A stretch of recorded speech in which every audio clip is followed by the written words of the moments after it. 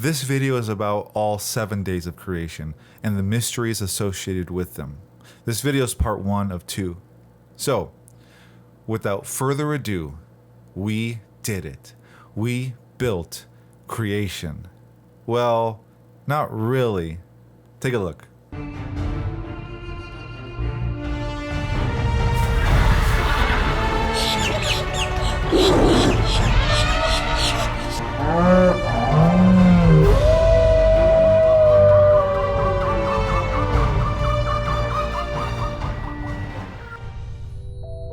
Have you ever asked yourself, are we alone in the universe? Am I here by mistake, a coincidence, or am I part of something bigger? Have you entered into the springs of the sea, or walked in the recess of the deep? Have you comprehended the expanse of the earth? If you know, tell me.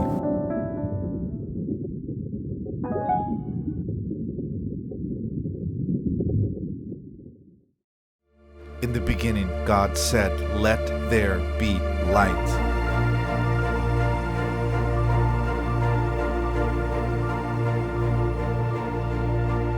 There are a few things I want you to think about. 1. When you go outside and you see light, you assume or you know that that light is coming from the sun. But you know the sun and the moon weren't even created until day 4? So where did that light come from? Some say it came from God, or it came from heaven, or it's just some general light that's around the universe. Whatever it is, the Bible isn't really clear on that. But that doesn't really matter. There's something else interesting here.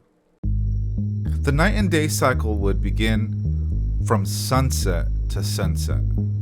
You see, today we're so accustomed to, at midnight, the day changes from one day to the next. The reason why that happens now is because of this individual named Pope Gregory the Ninth in 1582 when he introduced the Gregorian calendar. But in the Bible, sunset was when the day would change. The days were also considered literal 24-hour periods. Yeah, I know some say, well, 1,000 years is like a day for the Lord, so maybe creation took 7,000 years or whatever. Well, according to the Bible, it says that for one day of creation, it was an evening and a morning. You'd find that throughout all the days, that from evening and morning, day 1, day 2, day 3, day 4, etc., etc. Yes, the Bible is pretty clear, and Genesis is pretty clear that it's intended to be read and understood as literal 24-hour day periods. So, that is day 1.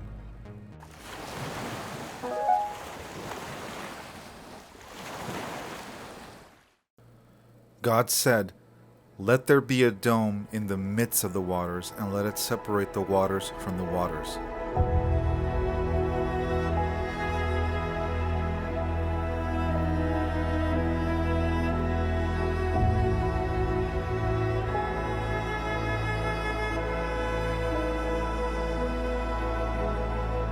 The whole earth was just covered in water. There was no sky. The planet was just water until God said, "Separate."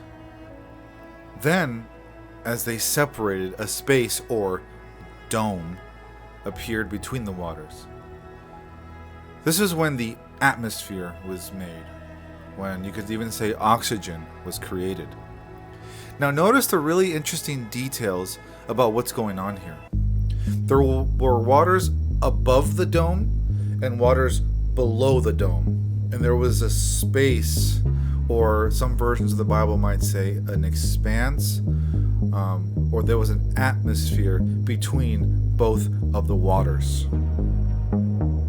If you were to go into space and look at Earth, you would see this ball, right? You could see the clouds moving around it, and the Earth, and countries, and the ocean, all that.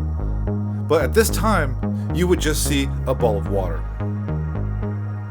There was water above and water below. Now, that is one way of looking at it. Another way of looking at it is that the waters above are somewhere in heaven. But more on that in day 4. And look at how it ends.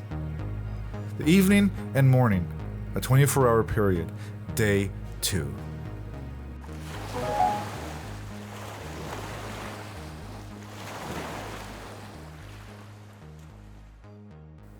Let the waters be gathered together into one place, and let dry land appear.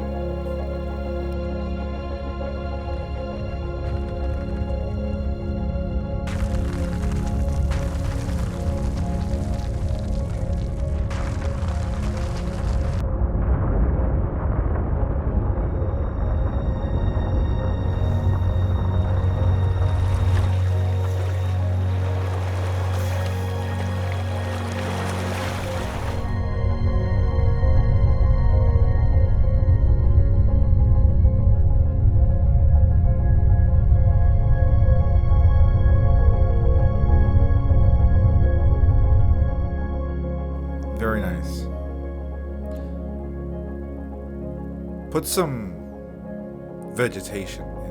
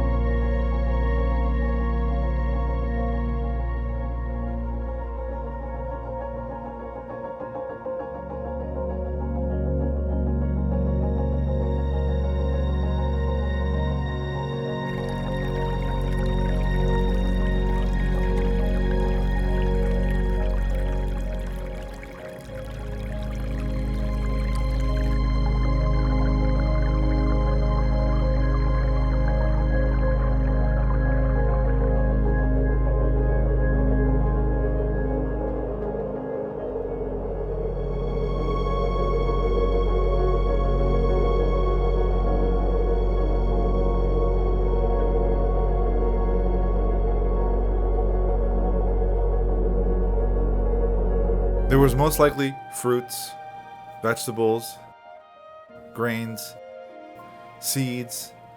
There was trees, there was plants, there was herbs. There's all kinds of vegetation. And some that probably don't even exist anymore. But now the earth is starting to look beautiful. It's starting to look magnificent. It's starting to look like an actual crown jewel. And the evening and morning were the 3rd day.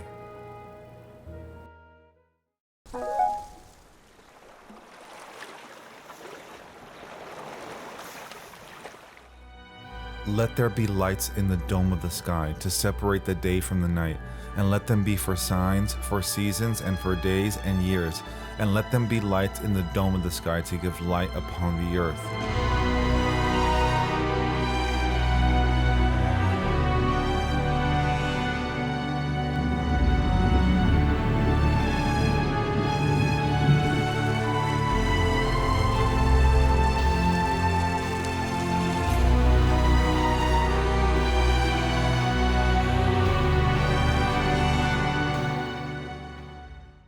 Remember, God made the lights first, and now He's making the sun and the moon and the stars to govern those lights.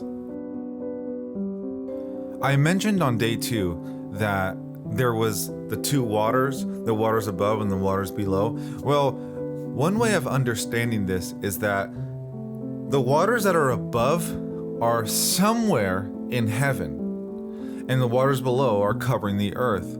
And all the space in between those 2 waters is literally space, outer space. But it's in this area that God created the sun, the moon, and the stars. Now we gotta understand that Genesis isn't written like a history book.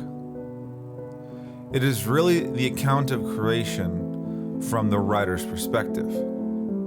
Like, obviously, we know that the moon doesn't generate its own light. The moon just reflects the sun's light.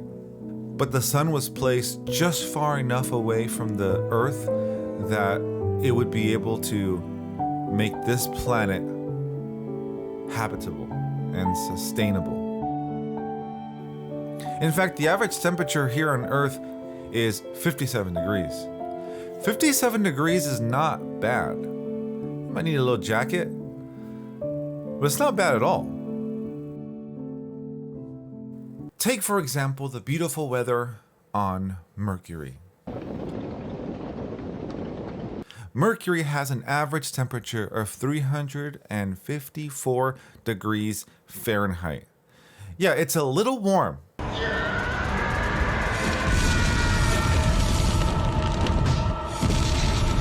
Literally.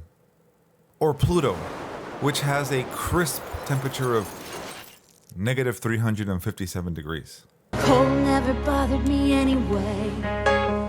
You know, a jacket would be nice. What is clear is that the Bible says that God created. He created the sun, the moon, and the stars, and all the planets that we see. In fact, space is so vast, and there are many parts of it that we have just gotten a very tiny glimpse of. And there is still so much more about space that we don't even understand. But even if these things are a mystery to us,